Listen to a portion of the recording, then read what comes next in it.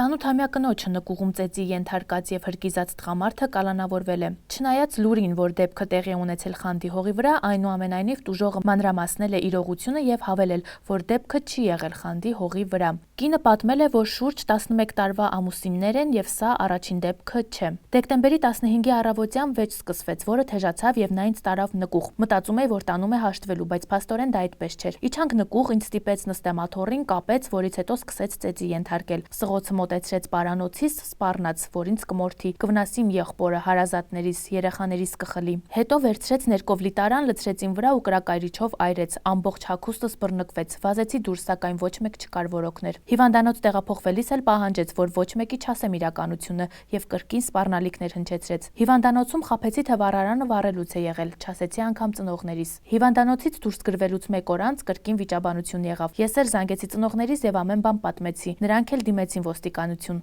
Այժմ ամուսինս կալանավորված է ու ես մինչև վերջ գնալու եմ, որ արժանի պատիժ ստանա եւ օրենքի առջեւ պատասխան տա ինձ եւ իմ երեխաներին պատճառված հոգեբանական ու ֆիզիկական մեծ ցավի համար։